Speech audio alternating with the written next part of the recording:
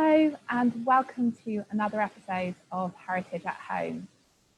This week we're going to be exploring the story of Market Street in the historic Scottish town of St Andrews and discovering its many centuries, trade and community.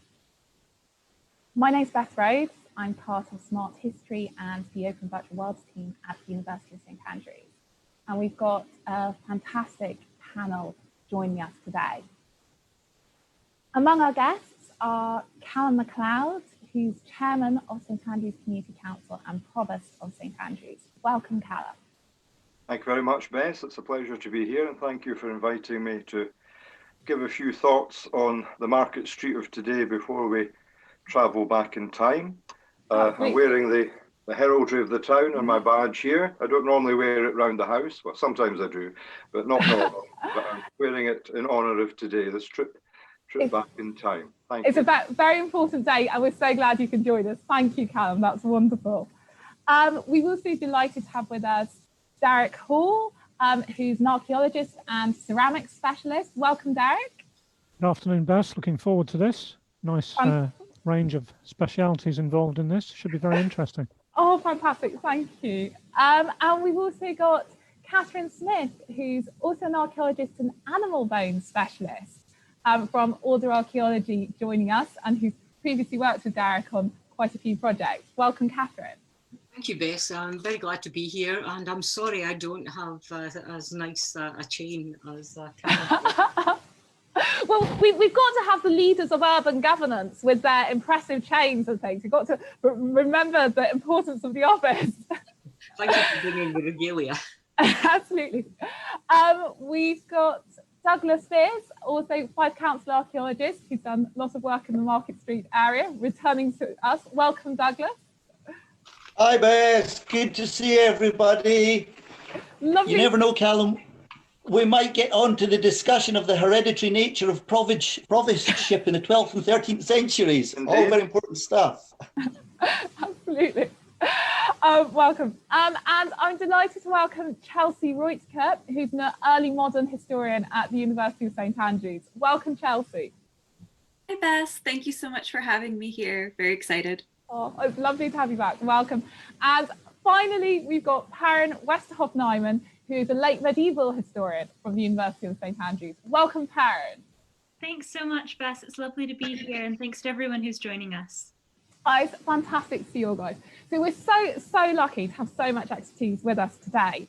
But part of what sort of triggered this event was that we've been working on a really interesting project, which is a lot broader. But as a bit of it, we've been working on the reconstruction of Market Street in St Andrews, which we've got a sort of first look at today. I think we've got a video coming up. My colleague Ian Oliver is working behind the scenes, as is also my colleague Sarah Kennedy, who modelled this reconstruction, that we should be able to see sharing, I hope. I hope you can all see the reconstruction. Alan, could you tell us a little bit about, Alan Miller is with us as well, which is fantastic to have us joining us. He was leader of the team behind this reconstruction. Alan, could you tell us a little bit about the project? Would that be possible? Hi, Bess. Thanks for that introduction. I'm not sure about being a leader, but yeah, we've been working on and off.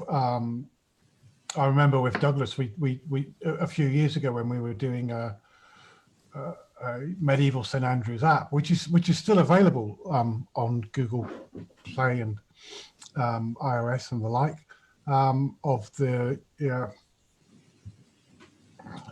started off of this area, and we wanted to like make a reconstruction of the whole area, but we didn't quite get there at the time. So it's great that we've managed to expand further, and I think, Bess, you have quite grand plans to reconstruct the entirety of St Andrews.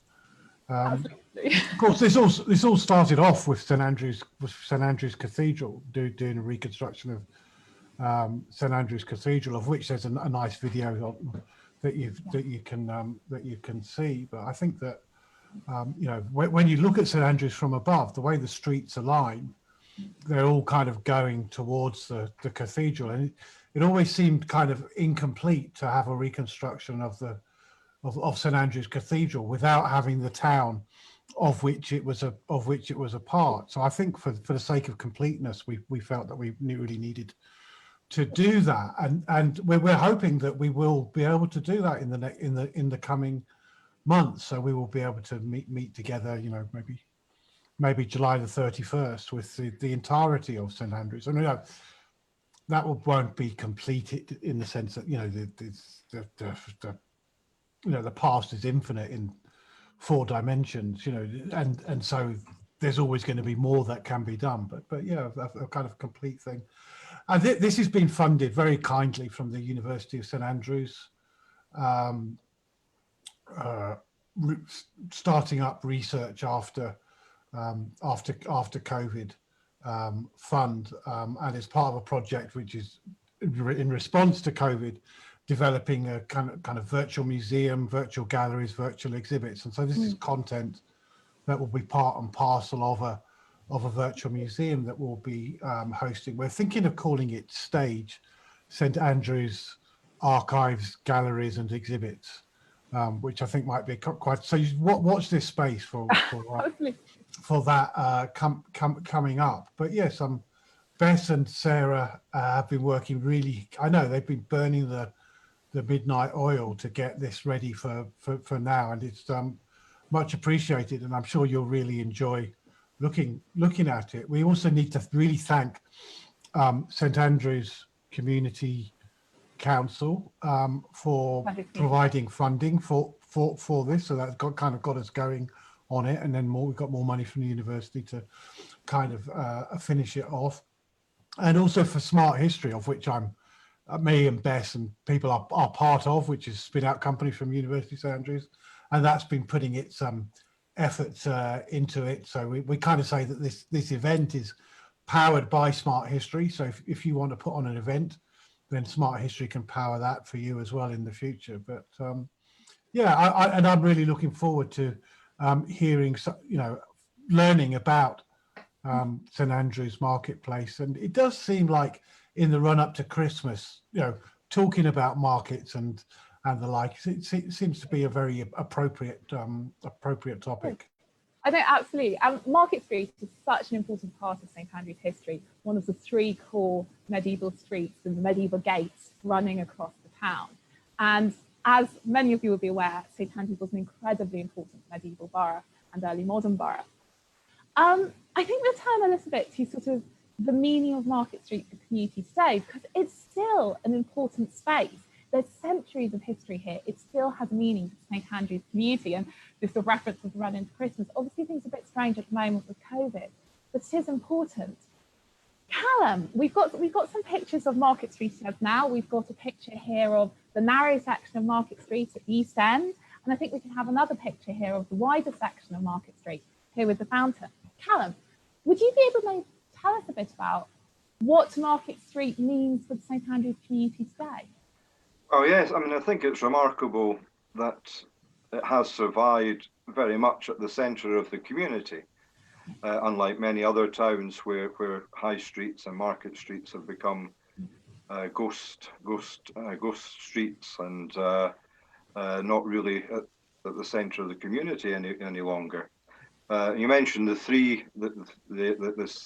distinctive shape of the layout: the South Street, Market Street, North Street, and then the forgotten little brother, the store.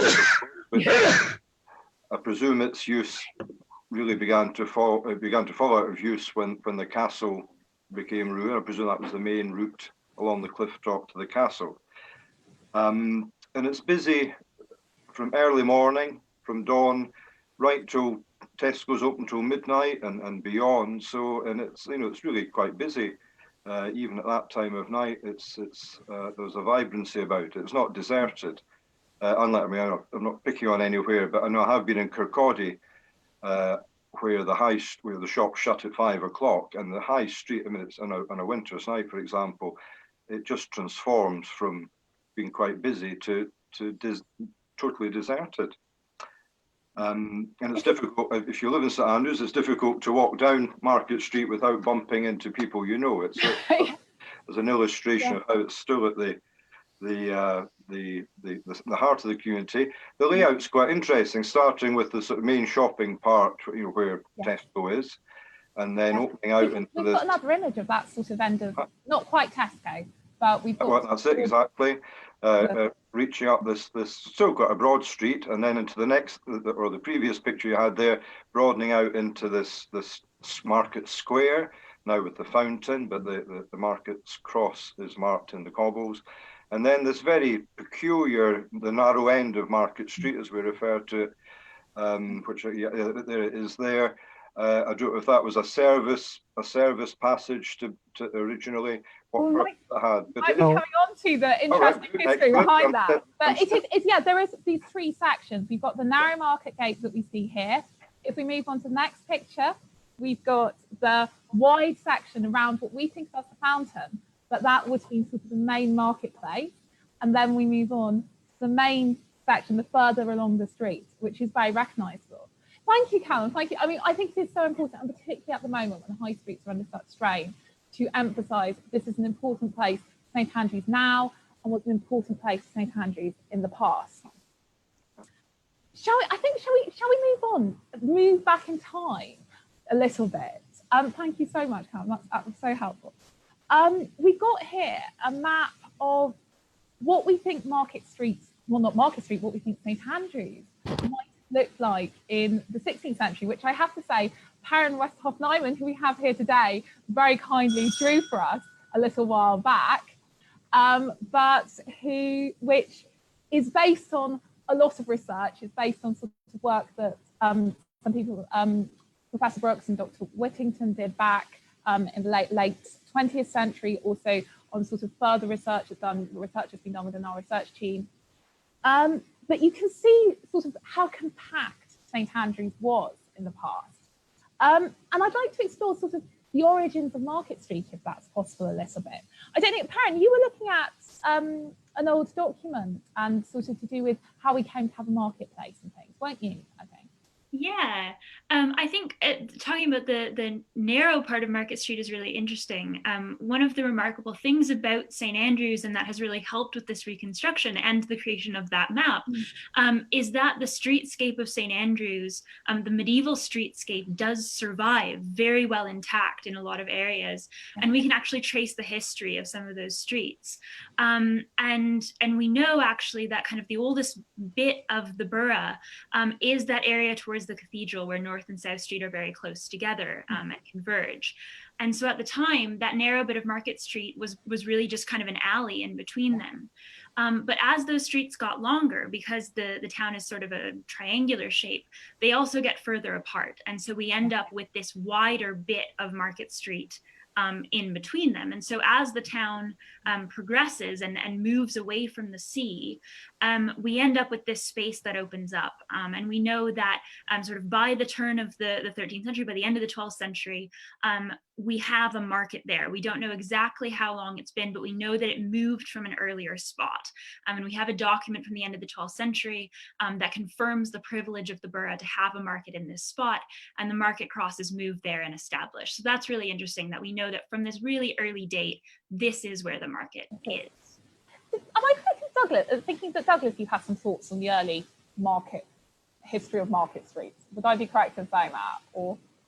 Certainly, Bess, I do. Indeed, I have an awful lot of thoughts and think about it an awful lot of the time. Yes, I'll try and be very quick. Well, I think where we really need to start is to look at the borough in totality. Essentially, a borough, or St Andrews or any borough, is a machine designed for trade. And as Callum pointed out, which might support that, actually. We've got an image of the sort of the town's layout, which might support that idea. Yeah, absolutely. Very much. I mean, that's what they're designed for. That's what they come into existence for in the 12th century. Yeah. And that's exactly what St Andrews came into existence in the 1140s. It was a machine designed for trade. And of course, the central component of that machine was its marketplace.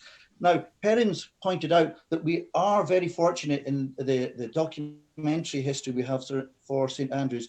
In fact, it has a better wealth of documented history than any other borough in Scotland, and we can combine that with more archaeological excavation in St Andrews than any other borough to build up a surprisingly accurate picture. So when we talk about the early marketplace, the whole point or purpose of the borough's existence is this marketplace, and that's the engine that turns the borough, and all the other parts are actually, feed into that model.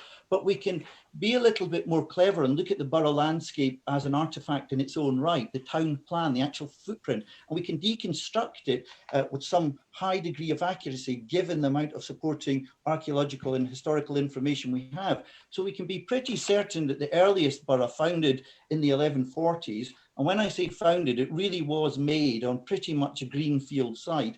And that's something that comes across again and again in the language of the charters of the 12th century. When we look at borough foundation, they really are built usually on greenfield sites. Sometimes a small hamlet might be cleared, but the language they use is to build, to enclose, to construct.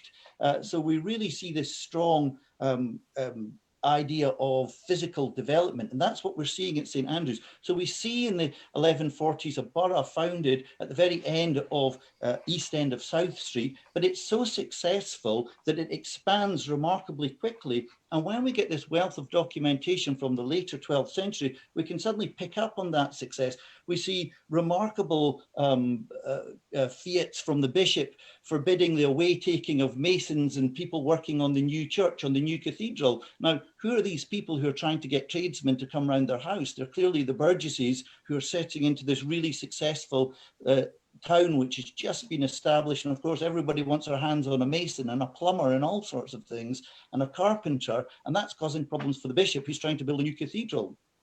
And in this picture that we get, we see that the old town, the pre-Burgle settlement, which was crowded around the outer gates of the abbey, somewhere around the end of North Street and that kind of area, which seems to be the area described as the Clochan in some of these 12th century documents.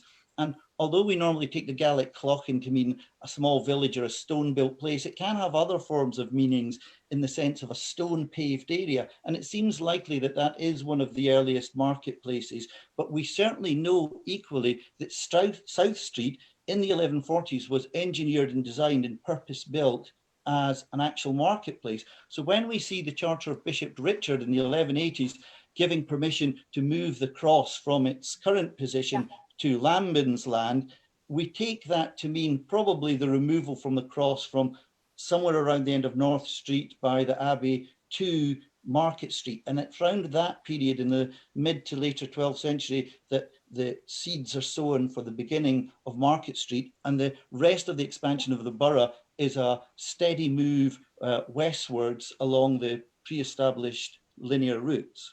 Well, thank you so much. If we move on to our next image, we see that idea of sort of the three streets. This is the 16th century Getty map, which may be familiar to many people who know St Andrews well. It's the earliest map of St Andrews. And we see very clearly here the three streets. We see this idea that Douglas has said about sort of down at the east end, but quite soon expanding westwards. We can see it's expanded quite a bit.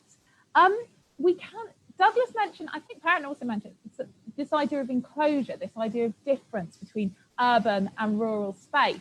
Perrin, can you maybe briefly touch on that, and perhaps particularly in relation to what we can see on the map? Yeah, absolutely. I think one of the really interesting things about this map is there are boundaries around the borough, but we can see that where there are walls, with the exception of the cathedral precinct, which is a slightly different matter, but the walls around the town are broken in a lot of places. They're not a defensive structure. This is a defining structure. This is to clearly show the difference between the borough and the surrounding landscape. And that's because there are legal differences in the medieval period between a borough and the surrounding rural areas. And that's really, really important for the people who live within the borough. So people within the borough have different rights and privileges to people outside. So St. Andrews is an ecclesiastical borough. It was founded by a bishop, but it does have many of the privileges of a royal borough. One of these, of course, is the market. Citizens within a borough were exempt from certain fees. They could trade freely. St. Andrews burgesses could send representatives to Parliament. They had rights and responsibilities relating to the local government, including electing officials, and to the borough watch, which dealt with disorder, fires, that sort of thing. They had the right to form guilds. We can talk more about that later. Yeah, we can talk about guilds a bit. So on. But the main thing here is that all of these privileges relied on being able to define that borough space. And Getty, in many cases, he sort of distorts things a little bit. The proportions of the map are a little bit off, but he is really, really clear on these important parts of the borough landscape. He's really clear on what this borough sort of constitutes, what the main bits of it are, and where they sit in relation to each other. And I think that sense of physical space is really, really fundamental to a borough in the medieval period. So if we're looking at the Getty map towards the west end, we can just about see a marker where the Market Port, so for people who are familiar with St. Andrews, they were probably familiar with Westport. We also have, in the past, we have gates across North Street and across Market Street. And if we go on to the next image, you can just see in the distance of this image, right at the far end of the street, you can see we've got the Market Port bounding the main borough into the sort of slightly more hinterland beyond. So sort of there are crops and gardens and things beyond. So this is an idea, we've got urban space versus rural space. But at the heart of Market Street is the marketplace. And we've got a reconstruction image of the marketplace here. If we move on, I think excellent, fantastic. And we've got here, we've got a Waybeam, we've got Tron, we've got a Market Cross. Derek, I think, would you be willing to say anything about what was sort of typical of a Scottish medieval marketplace and what we might have expected to find in St. Andrews? Oh, Derek, I'm so sorry, you're silenced. You're on mute. I do apologise, sorry. Derek, we've got you, fantastic. Thank you, I don't know where that happened. Couple of things I'd like to say. Douglas's introduction was very useful, but there's two things I'd like to add to that. Go for it, please, add in more. The other important thing about St. Andrews is pilgrimage. Of course, yes. And I've always wondered if that curious block of buildings at the very end of Market Street might not have actually been there to begin with. So you've got a much bigger open space in front of the cathedral. That's often struck me when I've walked down that street and you suddenly come up and there's buildings in front of you. It's the back of Dean's Court, isn't it? Yeah, that's a bit. It's the houses that were built there. Yeah. That's a bit baffling to me, and I've always wondered if you really ought to be coming into a big open space in front of the cathedral. That's interesting. The only way of proving that, of course, is to do lots of excavation. So can we start in Dean's Court, please? But anyway, back to your initial question. My first involvement with the archaeology of Market Street was back in '85, when Tesco's was William Lowe's, before they extended into the backland. So all our excavations were in the backlands of that building, which is where we first encountered this very curious deep garden soil deposit. There's a lot of dispute about this as to what it is, but it is sealing the early archaeology. You have corn dryers, industrial features like that, that are sealed underneath up to 2 meters of a very homogeneous soil. Now, where's that come from? Steve Carter of Headland has argued quite rightly that that could just be a degraded midden that's lost all its organic component and has been turned over time. I wonder if it might actually relate to a downturn in the borough after the Reformation. So those backlands are being turned over to market gardening, for example, because the real power and focus of the borough, which is the church, has gone by that stage. The big problem with the archaeology of Market Street is the little opportunity we've had to do any work on the street frontage. So we know very little about the actual buildings beyond what Geddy shows us very usefully on his map. Now, we've noticed in Perth that any time there's been any development on the high street, for example, that involves taking down some of the buildings, if you look very closely at the standing building that's there, you will find earlier elements integrated into their later building. The same thing may well be the case on Market Street. And I know Douglas discovered just that on South Street with one of the buildings that was being refurbished over there. So, I mean, I know Douglas does this anyway, but it just points out how important it is to integrate building survey into any initial archaeological works. So Market Street has a lot of potential. And also Rathmell's work on the environmental improvements proved that there is archaeological deposits surviving under the street. And that's important. I mean, they got the foundations of the toll booth and a lot of other things. It's so important, I think, and I think really want to touch on that and pull out. There's so many exciting different things that you've raised there, Derek. That's fantastic. So we've got here the Market Square, and actually there's some evidence which is archaeological for how we got here, and I'm going to sort of talk to Douglas in a second about some of that.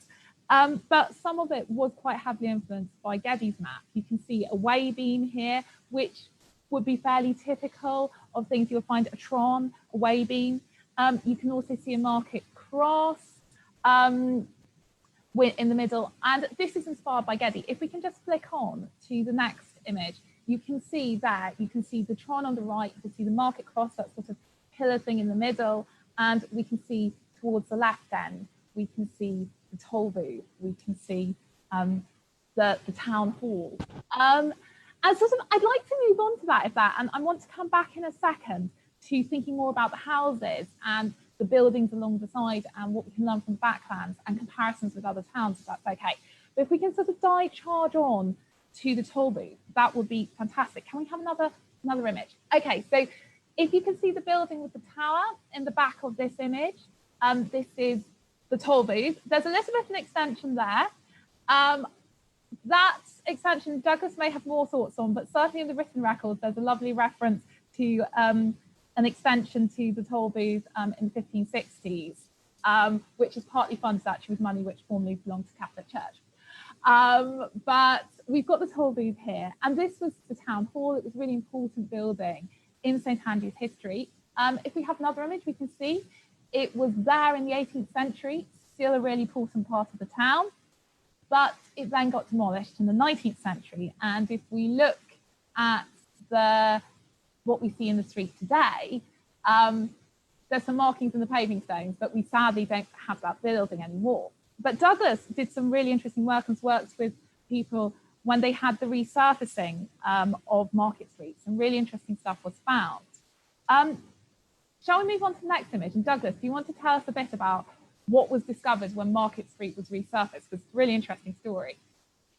Certainly, Bess. Well, just quickly to recap and round up about toll booths and Telenium and Praetorium and so on, what all they are. We talked a minute ago about the function, purpose of boroughs as machines of trade. And of course, these have very distinctive features which are repeated in every single borough in the country, or certainly in Scotland. And of course, we have those features of municipal authority. So we have the Tron, that way beam you mentioned, we have the public gibbet, and of course we have the cross, which is a very physical license to trade. So it's a very, very important municipal emblem, so much so that you see, for example, in the early 15th century, the burgesses of Renfrew attacking Paisley and smashing its market cross over disputes about trading rights and things. These are very, very important symbols and so on.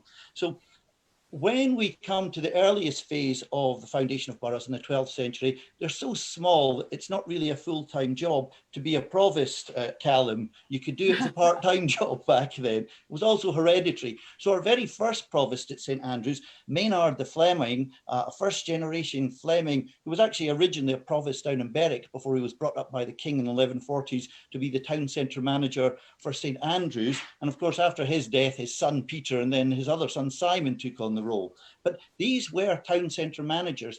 And up until the 12th or 13th century, you could meet in the open air and do all sorts of things to discuss the issues of trade and custom and town organisation. But with the growing nature of the borough, it became more sophisticated and became a full-time job. And of course, that needed somewhere to actually house this, what essentially was the town council.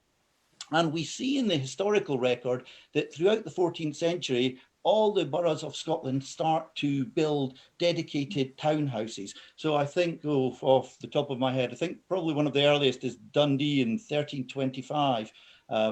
But we see, goodness, Aberdeen in 1394, Dunfermline in about 1360s or so on. So we see again and again in the 14th century these townhouses, these dedicated buildings for town administration being built. And that's what we have in the middle of the marketplace in St Andrews, or that's what we had up until the 1860s, until our toll booth was actually destroyed. Now, I say toll booth because originally in the 12th century, that's essentially as sophisticated as they were. They were booths to collect tolls from trading in the marketplace. But as the functions of the town council got more complex, you needed more than just a booth to pay your toll in. And that's where we get the praetorium by the sort of 14th century. And that, of course, is a seating place, more of a town council with a court with authority to run and rule and regulate the borough. And in the pictures we've just seen, what we're actually... We've got another picture actually where you can see that layering a bit more, haven't we? Yeah. Right, well, we can see, when we saw the pictures from your reconstruction there, Bess, of the toll booth, what we're actually seeing there, or the townhouse, we're seeing probably a late 14th or early 15th century structure with additions. So that kind of little extension you pointed out was a town jail added by Callum, again, one of your predecessors in the post back in the 1564, I think it was Patrick Learmonth of Daresey, paid for that one, didn't he? And we've got the sufficient records to show it was started in 1664, but it was completed in 1565. So it only took a year to stick on the end on that one. So in the excavations and the drawings or images you've brought up there, that was our street resurfacing project in 2011. And we had a very good opportunity to have a whole look at the street. Now, sadly, the problem is with so much of the archaeology in towns under streets is it's quite often very, very badly damaged. In the picture you have up on screen, all those red lines you can see are actually services. They're drains, electric cables, sewers, telephone lines, all sorts of things. So when you superimpose that over the excavation site, you can see there's an awful lot of damage to the footprint of what was the toll booth site. But sufficient of it actually survived to be able to work out or to pinpoint exactly the extent, and it was roughly about 16 meters by 10 meters, which is pretty standard for these 15th century toll booths. But what's particularly interesting is right in the very center of the photo at the very bottom, there's about 3 or 4 stones in a line, not an awful lot to look at, but that is the earliest surviving example of municipal architecture in Scotland, and it's still under Market Street, right in the middle there. Oh, fantastic. It's an amazing story. It's absolutely extraordinary. So we've got this amazing discovery and amazing recorded history for the toll booth, for this big civic building, or medium-sized civic building. I want to turn now to think about sort of the properties that line the street. And Catherine, I wonder, would you feel comfortable telling us a bit about what was typical for the sorts of properties to line a Scottish high street? What sorts of things would we expect to have, and sort of how are the properties used? So, sorry there, Bessa, you went a bit fussy. Catherine, can you hear me okay? So yeah. Could you tell us a bit about what was typical for the sorts of buildings to line a Scottish high street? What would we expect to see in a late medieval, early modern Scottish high street, and what would buildings be like? And how are people using that? I think that possibly those, Derek will probably know, that those houses would have been the property of burgesses, and they would have had their merchant booths outside. I've been doing a bit of work on that sort of thing in Perth, and the goods were displayed outside, and they were called, the booths were called channels for some reason in Perth. They would also have had 4 stairs possibly outside of the houses, which were wooden structures that they used to get in and out of the houses, but were also used on market days to put out goods and chattels for display. So it's possible that these things happened on the high street or in Market Street in St Andrews as they did in Perth. Absolutely. And we're so lucky with the excavations that have been done past, given such detail on what a Scottish medieval town was like. It's just absolutely exceptional and really amazing. Actually, could I chip in, Beth? Please, Derek, go for it. Yeah. I would add to what Catherine's just said. What was quite striking in the earlier levels at Market Street, we're talking about probably 13th, 14th century. There's industry taking place in those backlands then, largely low temperature corn dryers. Can we click on, Ian? Can we click on? Yeah. Because we've got a street view here with a stall outside, so we've been hearing from Catherine. But if we click on, we've actually, I believe, got an image which it's the corn dryer. The corn dryer. Yeah, that's probably related to making bread. I would think you've probably got bread ovens in the backlands. I don't think you're dealing necessarily with high temperature industry in the earlier part of the borough, because the buildings then probably would have been largely timber anyway. It's only later on that you get stone buildings in a borough.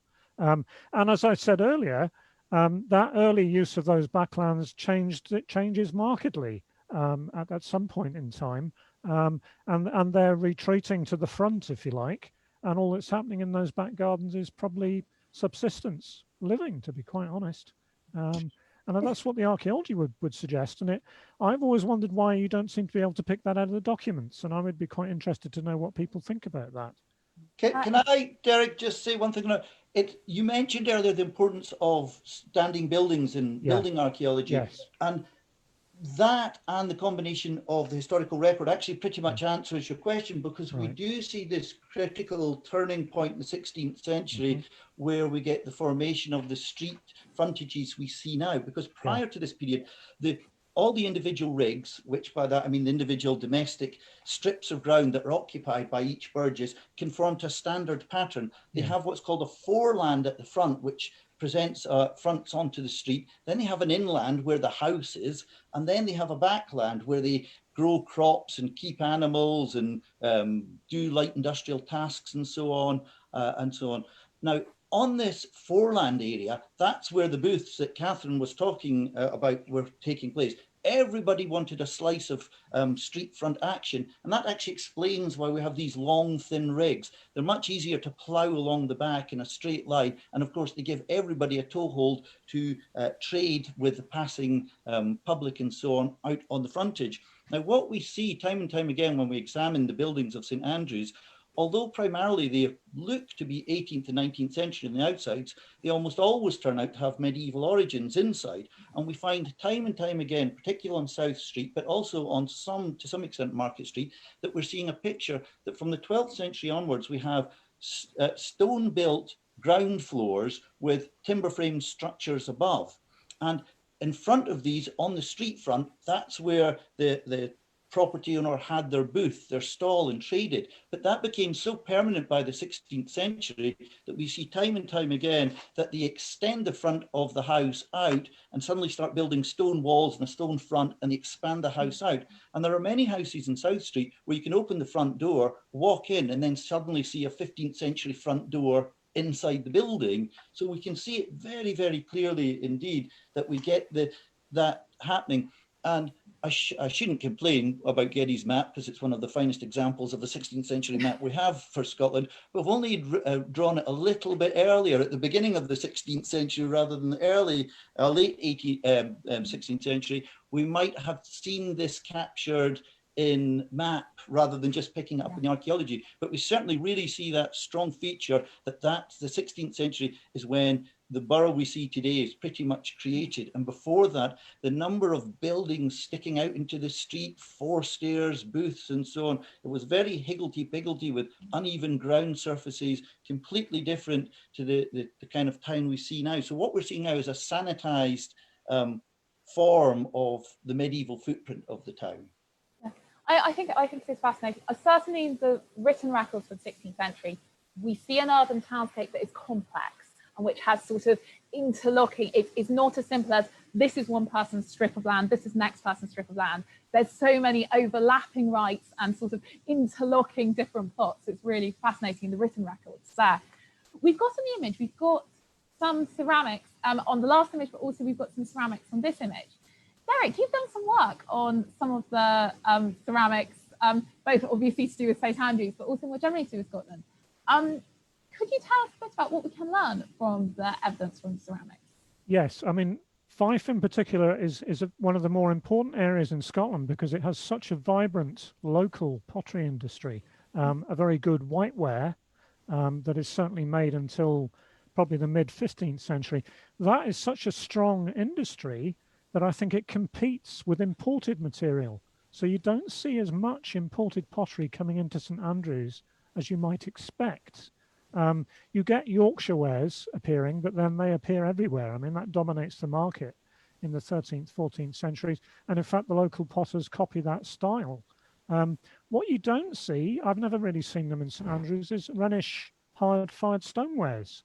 I mean, they're very popular in Perth, for example, from mid 14th century onwards. And I've not really ever seen them from St Andrews. So that's quite an important difference. You know, it's a good local industry. Where are the pottery kilns? Good question. Chemical sourcing suggests possibly Tentsmuir for some pottery production. Ceres has, in recent years, produced a pottery kiln. We're beginning to get signals from quite a lot of different parts of Fife, and it's important. One thing I was going to say about trade, I'm interested in where the toll booth is. Do we always think that's where the toll booth has been, in the middle of Market Street? Because if you're bringing stuff into the harbour to trade, does that mean you have to walk all the way up to Market Street before you have to pay a toll?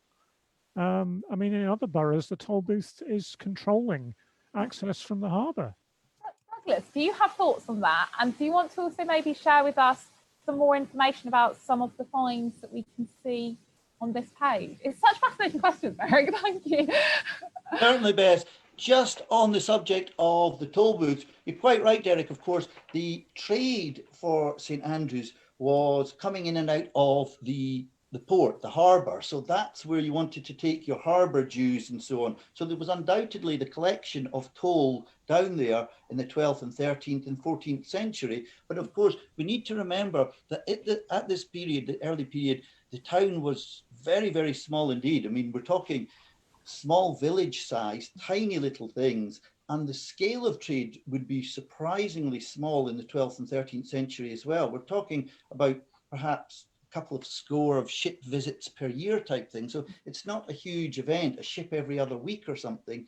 So we can see that the earliest period where tolls were being collected and so on was a simple process, a guy going around with a leather pouch taking the money. It's not until the 14th century that the town gets to the size where there's sufficient squabbles and there's sufficient need to actually have a purpose-built building for a sitting court, a borough court, to sit and actually discuss matters. So I'm very confident that the toll booth, from the very first time that St Andrews received its own toll booth, Collennium type thing, or its townhouse, it would have been on the spot that we see where Geddy depicts it. I don't think there's any doubt about that.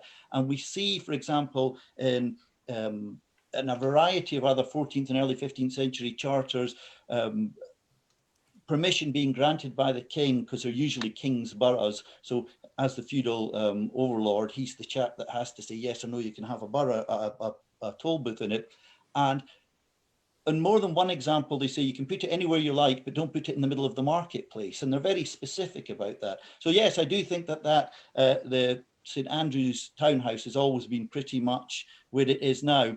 In terms of the trade, you're completely right, and you've done more work on pottery than anybody, so I'll pass this over to you. But Bess, you asked about some of the pottery we're seeing up here. We're seeing a variety of different things, locally produced jugs. In fact, if you see in the bottom left, chaps actually digging one out of a cesspit there as we speak. And it's a lovely feature that essentially what's happened in this case, it's a locally produced pot, which of 14th century date, which has been used for weeing into, I assume by a man, during the night time. And he's obviously gone out to the toilet to empty it, a big pit in the back garden, kind of dropped it and thought, you know what, I'm not going to stick my hand in there to get that out.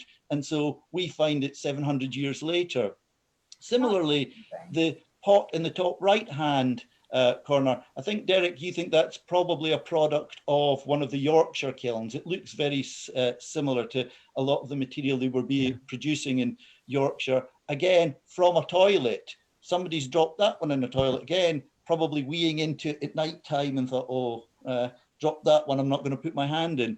And we can see other things. I think you can all recognize the material on the red book there, which we find in these contexts, which kind of help us or tell us that these are toilets and cesspits. So we get a variety of pottery. And as Derek says, it's largely the stuff that's not being made locally is coming from East Coast ports. So it's Hartlepool, it's Scarborough, it's Yorkshire, because of course the variety or the majority of trade that's actually happening is actually coming up through England, very often in and out of Berwick, and then being redistributed to all of the East Coast ports. So we see an awful lot of English pottery, but Derek can tell us a little bit about some of the French and exotic pottery imports we also see.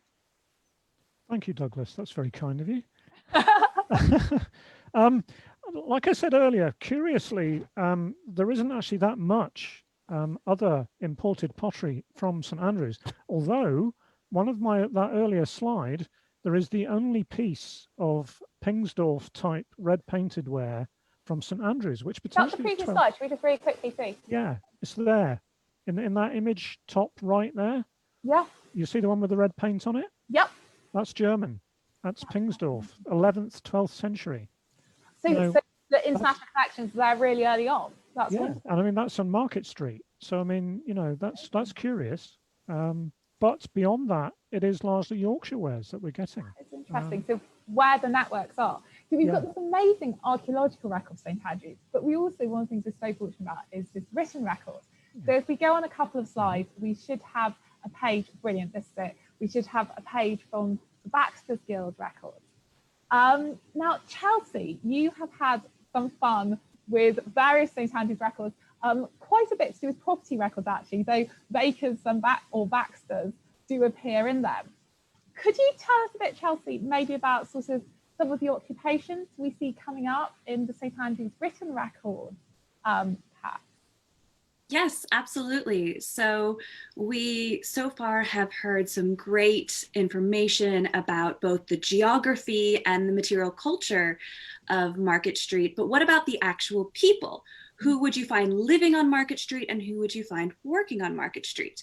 Well, as Bess mentioned, we have these excellent guild records and also rental agreements from the Kirk that tell us a lot about this. So to just very briefly address the living on Market Street, we do have merchants, as Catherine was bringing up. We also really interestingly have a lot of property owned by the Kirk, whether nominally that they're renting out or housing their chaplains there. We will even have properties that are owned by people who aren't living in St Andrews. So we have an ironsmith from Edinburgh who has a property on Market Street. But more than just who's living there, there are so many merchants who'd be bringing their trade there on market day. So looking at some of the, I'll call them practical occupations first. We have maltmen and brewers. We have fleshers, aka butchers. We have carpenters and masons and slaters. So they're the people who are helping with roofs. We have metal workers. So the hammermen and the ironsmiths. And I do acknowledge hammermen. There are many luxury good hammermen, but you'll also have people who are just making iron nails. You have shipwrights and wheelwrights, tailors, shoemakers, leather workers, weavers, dyers, furriers. So all the people that you need to just have a city life, you know, to have the goods that you wear, that you eat for construction. And these rental agreements actually give us these lovely anecdotes about how much of a network St Andrews was. You have one to do with Greyfriars, am I right? If we move on, we've got an image. Yes, so this is in the reconstruction, and if you can see an open bit on the left, that's sort of the yard of the Greyfriars, the Franciscan Friary, and you've found some stuff in the records to do with what happens to that site. So it's a religious site up until the Reformation. It's a friary. But after the Reformation, it has a much more complicated history. And you found some documents to do with that. I did, yes. So it's very important to note that after the Reformation, much of this church land is sold off and reparceled and resplit up. And we have this brilliant entry where we have a brewer, David Smart, who is renting the yard of Greyfriars, which is described as being at the Market Gate port. So going back to what Perrin was talking about, those boundaries, this is right inside that boundary, right at that opening. And he's renting it for 3 years in the 17th century in order to carry out his brewing trade. But what's even better is if we look at the witnesses to this document, we find a whole host of merchants and servitors and town clerks, which is a great reminder that if you're part of the merchant class, then you are actually involved in more than just your trade. You're going to be signing documents. You're going to be acting as a power of attorney. We have a butcher who is power of attorney for 2 young women. And in this same example, we have someone standing surety or being a financial guarantor for this transaction, and he is another merchant. So we have all the merchants really working together. I think, I mean, it's these wonderful insights. And one of the things I say, which is so exciting about St Andrews, is you've got these names of these ordinary residents who lived and worked here. And it really brings to life this whole community. And one thing we're working towards is having more material on that. So we haven't yet released it, but it's something that we hope to make available more going forward. So we've got these quite day-to-day things. We've got this idea of perhaps having international trade. So I think St Andrews is a really interesting place in the context of international trade, but it definitely has international connections, I'd say that. And this is obviously something St Andrews are keen to emphasise. If we look at the next image, we've got an image of the harbour, and you can see, this is again a detail from the Geddy map, inevitably, but you can see it's chock-a-block with boats. And this is obviously Geddy, when he's drawing it, trying to show, look, this is a place that all these boats are coming to. And we have got in the written records evidence of contact across the North Sea, contact with Scandinavia, but also a lot of contact with France, contact with the Holy Roman Empire, Flanders. So we've got these connections. Now, this possibly sort of might occasionally result in ceramics coming in, though perhaps other goods are more common to be traded, perhaps. But it also leads to the introduction of new technologies. And if we've got an image, relating to new technology, printing, something coming up in the 16th century, a reminder of new things coming to St Andrews. Can you tell us a bit about that, Chelsea? Yes, absolutely. So before talking about this, I should note that among all of those imports are lots of illegal books that are coming in from the continent, lots of Lutheran texts being smuggled into St Andrews, both from other areas, but also as its own independent port and receiver of goods. But yes, so St Andrews, according to extant books, it is the 2nd city in Scotland to have a printing press. So this is huge. It comes about 20 years after a press is established at Edinburgh. About 40 years, but it's still far ahead of the next town, which is Stirling. That is 20 years later. So this book here is actually held in St Andrew's Special Collection. It is from 1555, and it's the 3rd book or so that we have on record. I'm being very careful with my language because these books are coming out in 1550s and 60s, aka when we're having the Reformation, and there's a lot of destruction, so we don't know how much we've lost. But this is printed by John Scott. A lot of his books are overseen by the Archbishop in St Andrews. In this case, this was written by a graduate of the University of St Andrews, graduate of St Mary's College, and he is actually very influential. He was teaching at the Sorbonne in Paris, and he's printing there, and he comes back to have this printed in St Andrews. So this is a high status item. It's quite impressive, which is a good reminder that although we talked about the practical goods, this is also a university town. Both before and after the Reformation, it's a key religious town. So there are going to be all these luxury occupations as well, high status goods. Yeah, so this is a town which has a mix of purposes, a mix of commercial activities going on in it. And we're so lucky that partly because of it having the presence of the university, partly because it had a borough council which was very interested in preserving records. We've got amazing things, records from the Middle Ages in St Andrews. We're also so fortunate that because St Andrews has had a slightly different experience of development than perhaps some Scottish urban centres, we've actually got this amazing record in the townscape, in the town plan, and also with the amazing sort of archaeological work that has been done that we've been hearing about. So we were so fortunate. This really fed into the reconstruction work we did. So if we can have the next image, that'd be great. So there are so many different sources I would be totally open. There is still quite a lot of guesswork in the reconstruction, but we did also try and do things like comparing the Getty map with other records. And one of the fascinating things was how well Getty maps onto other sorts of records. So you see here on the image, this looks slightly geeky, but at the bottom, you see the Getty map and the number of properties that are given there, which maps actually fairly well onto contemporary property records for that area of town. We're looking here at the south side of Market Street. For anyone who knows St Andrews well, we're looking at the area which has Crails Lane at one end and which has Baxter Wines, Baker Lane at the other end. So we're kind of looking at the area that's at the back of the medieval history department of St Andrews, if you know the university. This area, we were actually finding that the number of plots that Getty shows can actually be mapped fairly satisfactorily onto 19th century OS map data. And we found that this was true for an awful lot of Market Street. So one thing that's quite interesting, Getty is a problematic source, but actually after working on this project, I've got slightly more faith in him than I started out with, interestingly. And we'll share materials on what we did on the property boundaries, which is a development of research that was done in the 1970s, but we built on that and adjusted it slightly. So we've heard a lot about the history, but we've got a reconstruction, we've got a new digital model. And I think we're going to have a bit of a walk round of that and maybe hear a teensy bit about the technology. So here we are. We're starting here. We are in the Market Square, am I correct? And we're heading up in the direction of the toll booth, aren't we?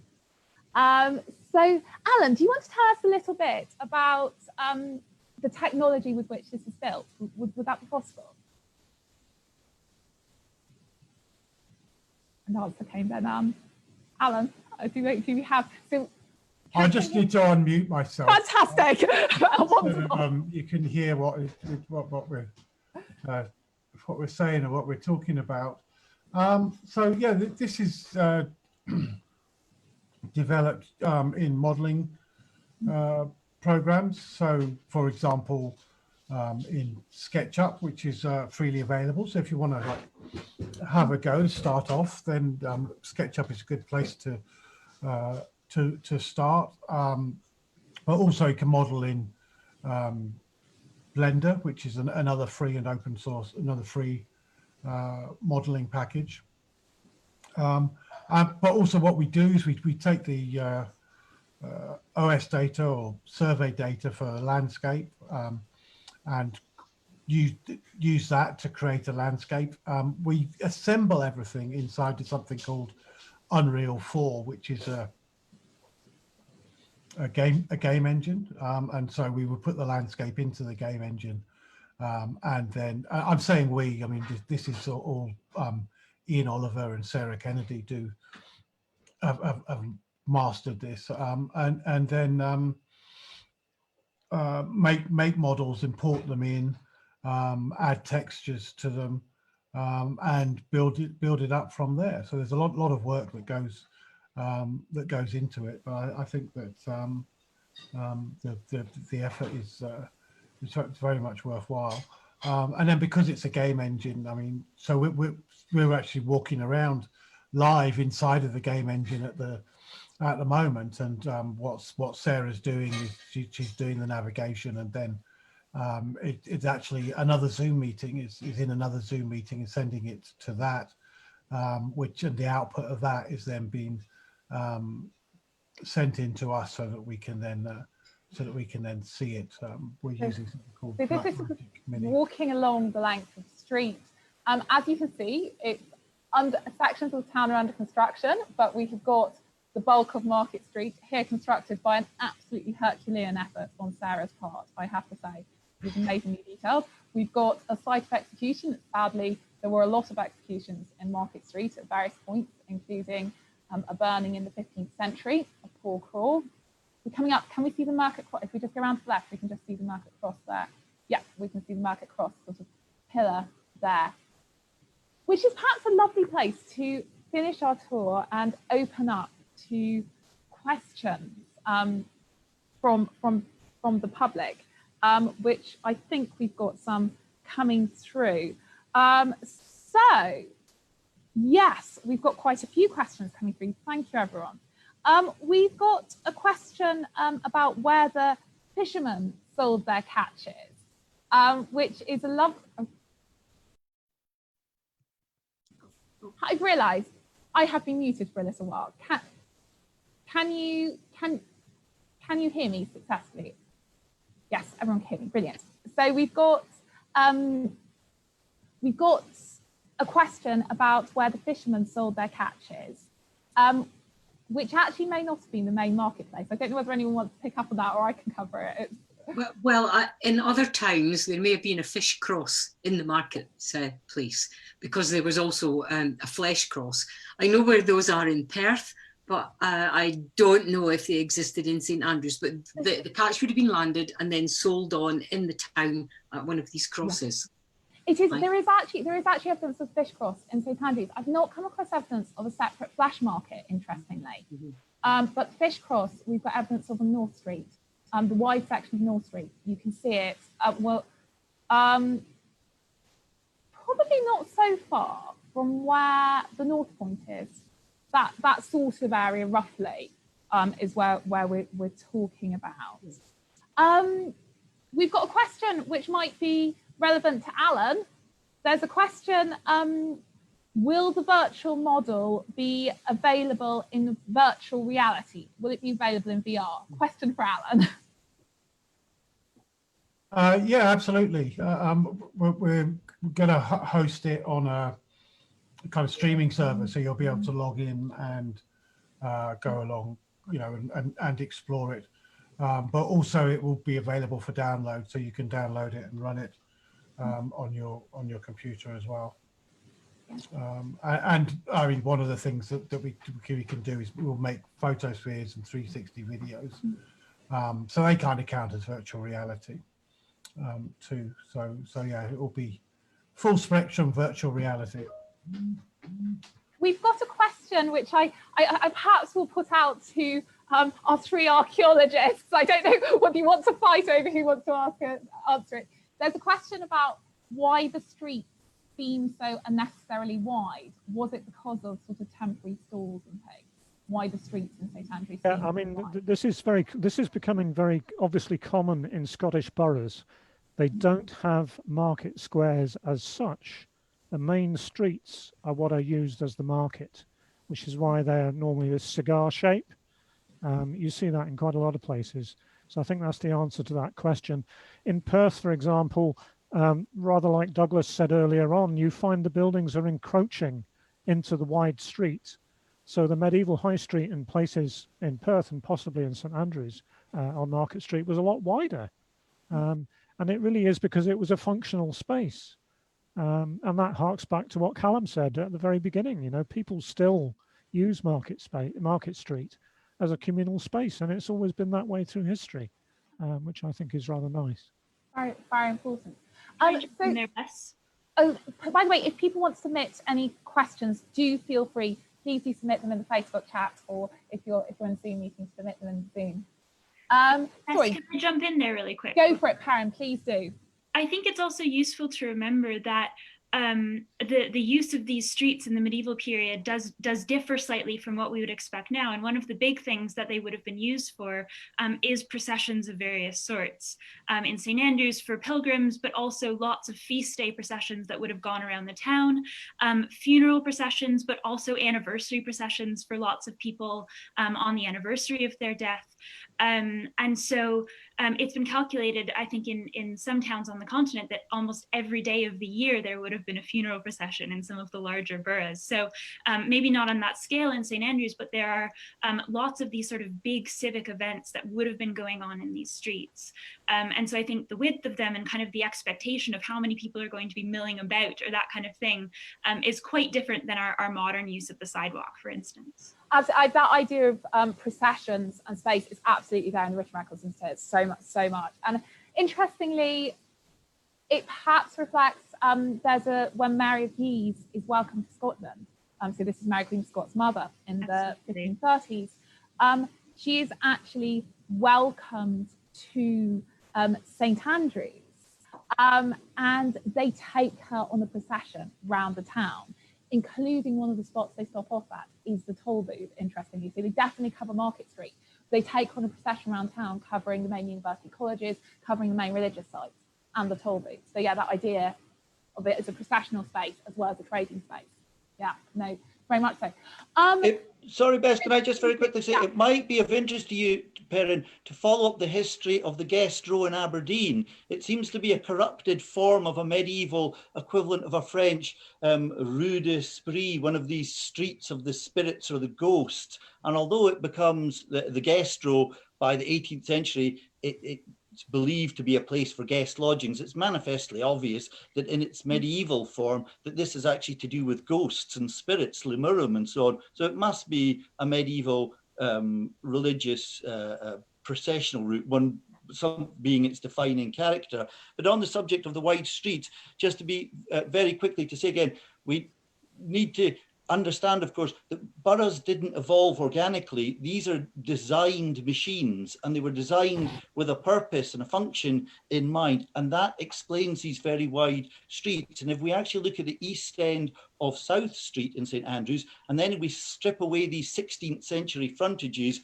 where the street frontage booths originally were, we actually find that South Street looks much more like Haddington or Inverkeithing. It's just a huge big square, and that's essentially what we're also seeing in Market Street. And as Derek said, by the 16th century, they appear that these sort of cigar long widened marketplaces in the centre of towns, but that's by that period they've lost an awful lot of their original design and structure. If we use Consanian modelling to reconstruct the original form, we can see these are very, very cleverly and accurately designed open areas for trade. No, it's fascinating. We've got a question coming in about the printed book. And question, Chelsea, sorry, putting you on the spot here. Do we have any evidence of where the printing actually took place, or do we have just at St Andrews? This is such a good question. I think there are some theories about where it might be, but we haven't really pinned it down. Imprints would just indicate the city, but we do know that these books were printed in collaboration with the university, so it's possible that it was within university grounds. That is conjecture on my part. I did want to note that that book, it was a Catholic book, which I think is important to mention. That's actually quite important, because there's the famous books that come out of St Andrews in the 1550s. There's an amazing catechism, which is authorised by the Catholic Church, which is actually really important to the Scottish Reformation, Hamilton's Catechism, which we've not got time to go into the details of. But again, that's a Catholic publication.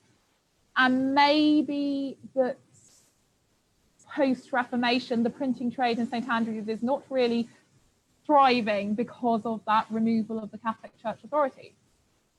Yeah, there actually is some evidence that the Reformation did cause a slight delay.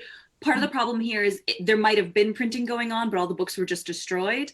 But John Scott, that printer, he goes back and forth between Edinburgh and St Andrews, and there's actually this instant in the late 1550s where he gets arrested. He's in the midst, I think actually, sorry, it's 1561. He's in the midst of printing Ninian's book, which is a Catholic book, and they storm in and they arrest him. And then we have about a 10-year gap until we have more evidence of printing in St Andrews. So there might be something there. It might just be a sign of how much destruction is happening, or it might be a sign of trying to get another printer to come in.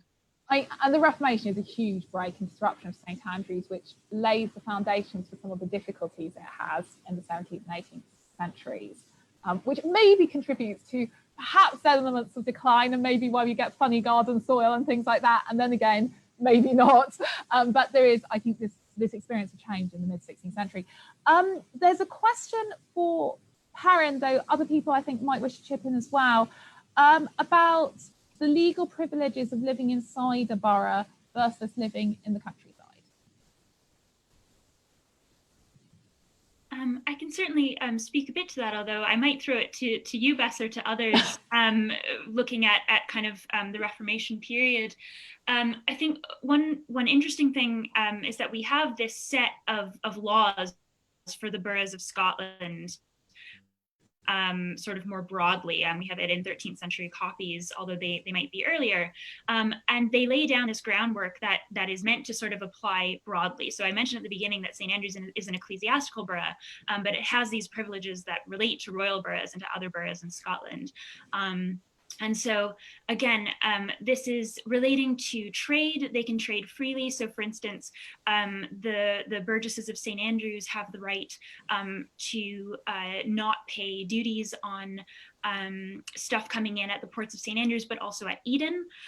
So particularly this is to do with cloth and wool hide. And we actually see as a result that St. Andrews, I think, 4th in Scotland for the export of cloth, and does a massive trade in sheepskins and other hides and stuff. So there is this kind of direct correlation between those. So the formation of guilds, craftsmen's guilds, is a really important one as well. In the 13th century, I think it is, by the beginning of the 13th century, St. Andrews has the right to form a merchant guild. But by the Reformation, as kind of Chelsea went into, we have all of these other guilds, craftsmen's guilds. And so we've got with amazing records. I mean, we've got Baxter's Guild records, Hammerman's Guild records, some of the leather workers guilds. Yeah, really absolutely. And so some of these are interesting because they mention trades that we don't actually have in our tenement records yet. So we have, it's really useful to have these multiple sources. And we know that these were a big force in the borough and were doing pretty well, at least some of them.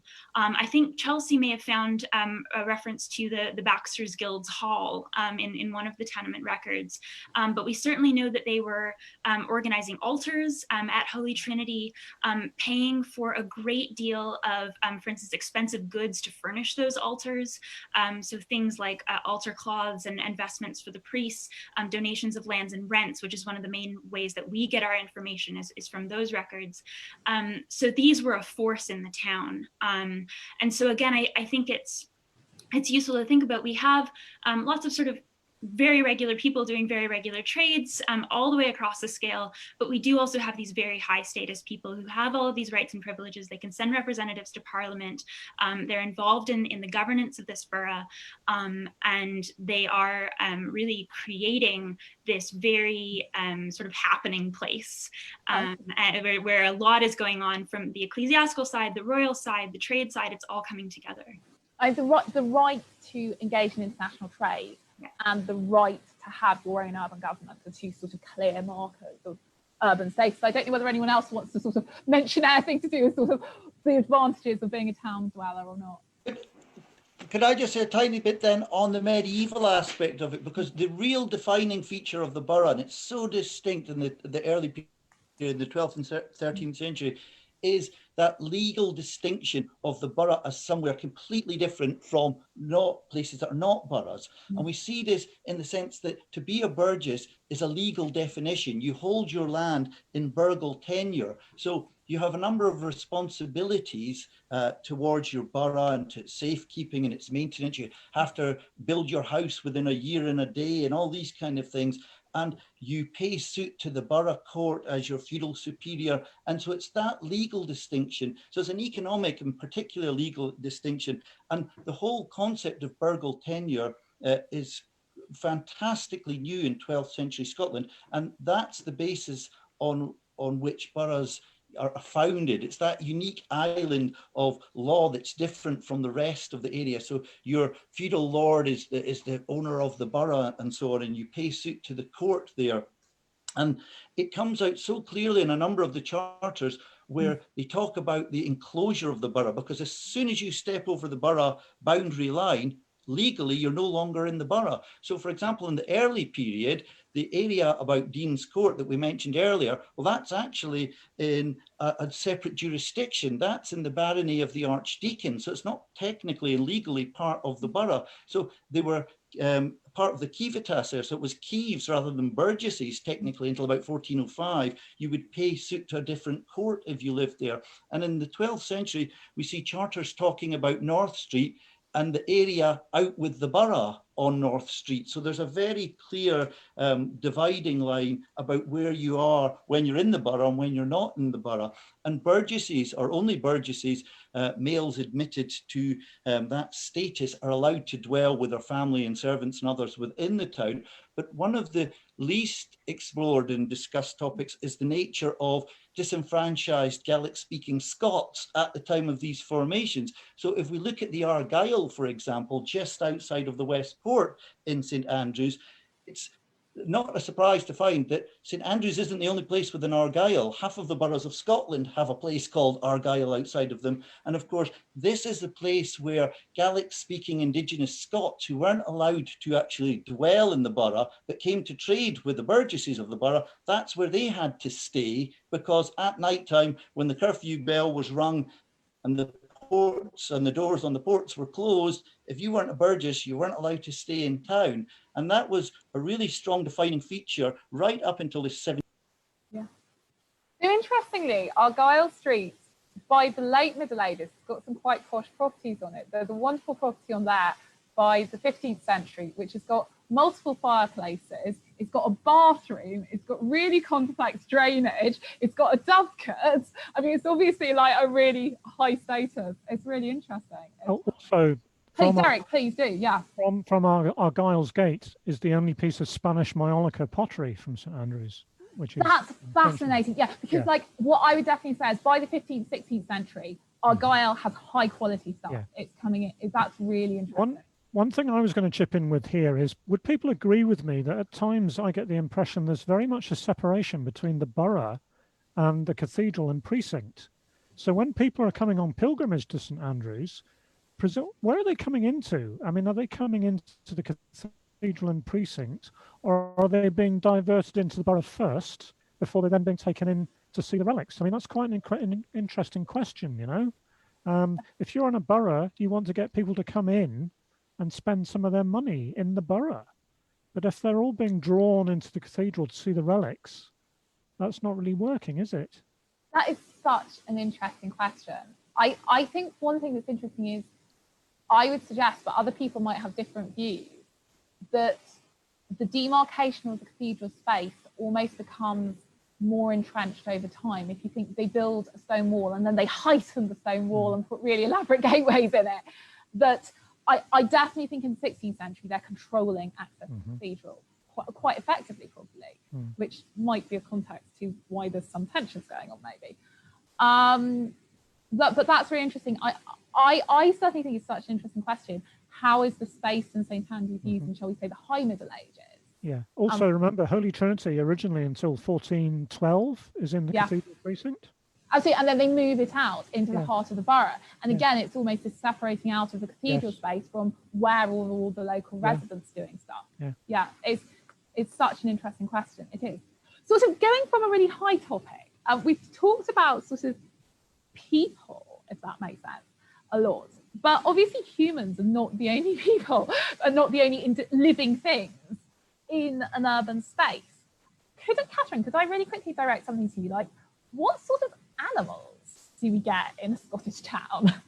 Mainly domestic, small types of medieval cattle, sheep, goats, and not so many pigs. And the idea of the market would be that on a specific day at the Flesh Cross or other designated place, those cattle would be walked in and slaughtered in front of your very eyes, and then hung on trees or timbers for display. And some of the rules from other boroughs like Perth state that you couldn't sell hides without the carcass. So the best way to do that would be to walk the entire animal in a hide over a carcass and then dismember it in front of everybody who came in there. And part of the reason for that would be so that the burgesses could send in their appreciatores and appreciate or value the meat and make sure that no food adulteration had taken place with it, that nobody had put a little straw in it and blown up the flesh to make it seem fresh and fair, as David Lindsay says, and all sorts of things that you wouldn't think were done, such as watering down milk or adding chalk to flour, which you get throughout the period, probably happened too. So these animals were being slaughtered on the street, say the cattle, I would have thought. Sheep, I'm not quite so sure about. Pigs would have been walked in herds on occasion, but were more likely to have been kept within the sort of the borough routes. And of course, then they got out and did damage, depredations, digging up corpses in Aberdeen Kirkyard is one thing that they were accused of doing. Eating bairns in cradles in Lanark is another thing they were accused of. So you had all manners of domestic animals, dogs and cats, everything. Very few wild animals have left evidence in the deposits we find archaeologically as bones. But we do find that, if you don't like this, I saw a cat earlier on there at the bottom, but unfortunately dogs and cats were skinned, and an assortment of small peltry, as it was called, was traded by couriers and so on.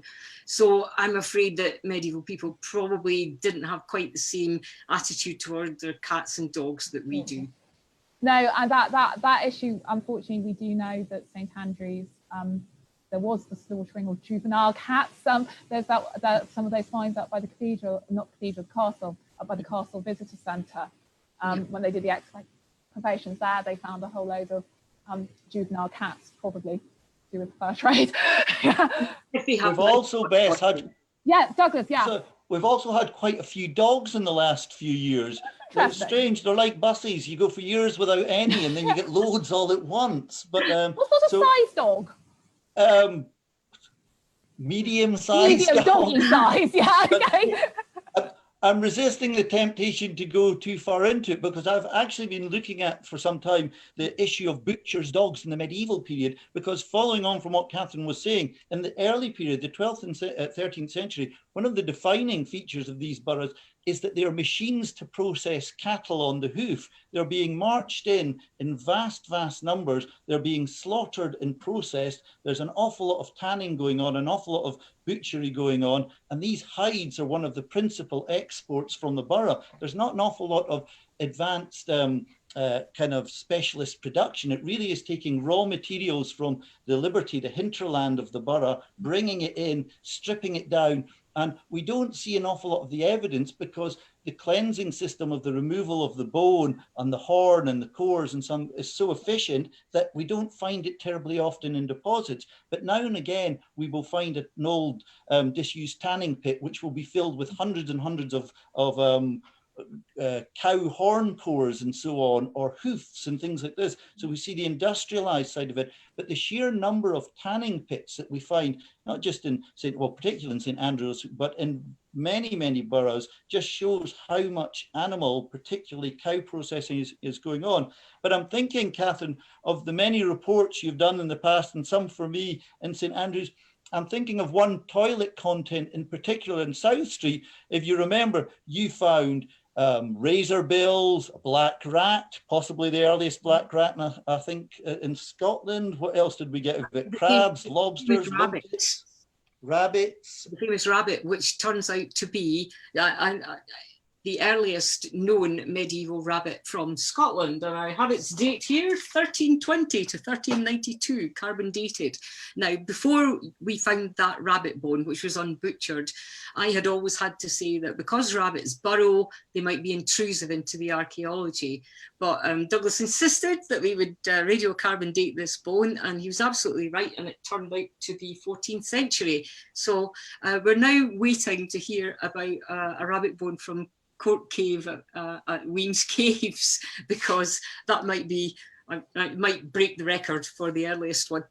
But that isn't usually what happens. That is amazing. Interested in that is so interesting, because rabbits are such a part of St Andrew's story, because obviously, like, rabbit rabbit farming on the old course is like where we get our first ever reference to golf in St Andrews in the 16th century. It's like in a document saying, okay, the rabbit farming is going ahead, but it mustn't intrude in the golf and the archery and the football. So that's rabbits. They're like, there's rabbit debates later on in St Andrew's history as well. So that's so interesting that rabbits are there right back in the High Middle Ages. It's wonderful. I think we are so close to running out of time, but I want to just fling one last sort of question in there, final question, which is about the experience of women in the town, because they do come through certainly in the written records quite a lot. And I don't know whether, Chelsea, did you have something you want to say on this? Or Yes, I do. And I think Perrin might have some information as well. Just something I think that's really important to point out is the records that we're using are going to be recording a lot of male trade. So in the rental agreements, as we get on, they tend to list people with their trade, but it's men. And if you're a burgess, you're male. But it's very important to acknowledge that women are present and active and engaging in these trades as wives, as daughters, as widows, and independently. And we do have all these lovely examples in the rental agreements of women owning property and that they're part of these trading families. So we have the big baking families. One of them is we have the Addies and we have the Greggs, these huge families that are bakers for generations. And we have one of the wife and mother, and she owns a garden and she owns a pathway. And we have all of these instances of people having to engage with her because of this property and working with her. And Perrin knows a bit more about actual Burgh records for how they're referring to women. Yeah, I think one of the interesting things that I came across, and this is not unique, but the broader sort of Scottish borough laws that I mentioned, the vast majority of them use sort of male pronouns as default, but when they're talking about brewers and maltsters, they use female pronouns. And it was expected that women would be doing the brewing, which is not necessarily something that people would think of in more of an early modern or later context, but in the medieval period, as I say, this isn't unique, that this was a female occupation and trade. And so there were laws relating to how women should run their business as a brewer. This isn't just kind of a private endeavor. This is something that they're then selling out into the borough. And as Chelsea says, women would also be involved in the trades that their families practiced. And we have records that maybe Chelsea can expand upon, but where women are the medium by which the trade passes to a new generation. So for instance, I think, correct me if I'm wrong here, Chelsea, but I can't remember which trade, but where the father passes it to a son-in-law who is also of the same trade, but who is not related by blood. And that property passes through the female member of the family, and presumably the trade and the continuation of that business passes through the female member of the family. And from other boroughs and from other records and guild records and that sort of thing, we know that that's not just a formality, that it's very likely that that woman would have had knowledge of the trade and would have been heavily involved in that transfer. Maybe Chelsea can expand on that. Yeah, well, that example is actually, it's another instance of bakers. Bakers were such a powerhouse in St. Andrew. They were a powerful guild. They're donating to the altars. They are dominating certain streets, not Baker Lane, but actually Abbey Street. But yes, this was John Bruce, baker. His daughter, Margaret Bruce, marries John Bread, the younger, who was a baker, with the greatest name for a baker. And the marriage agreement includes a transfer of property from John Bruce to John Bread. So yes, it's all wrapped up together, all part of these lovely networks. I think this is such an important reminder that we have a community here. We have got different generations, we've got different genders, we've got different ranks in society interacting and engaging in this community. And we've got this generations of community, we've got this historic community, but which still shapes the landscape and streetscape and space that we inhabit as the modern day community of St. Andrews. I'm afraid we are going to have to wrap this up. I think we could carry on for hours. I would love to, but I'm conscious that time is wearing on. Can I say such a massive thank you to all our panelists. You have been so generous sharing your knowledge, and we really, really appreciate it. Thank you to everyone who's been watching. We will be having more releases from this wider St. Andrews project going forwards. This is very much not the end of the line. There's more to come. I noticed there was a question about whether we're going to have characters in the reconstruction. That's something we're definitely working towards. I'm not making any guarantees. We're definitely working towards that. But we'll also have more information about other parts of town and more information about the research that lay behind the reconstruction and about the property records. And we'll be returning again in 2021 with more information about digital projects we've been working on and collaborations and interesting developments in research, which other people have been doing as well. In the meantime, though, thank you so much. Have a very happy Christmas and New Year, and stay safe, and thank you.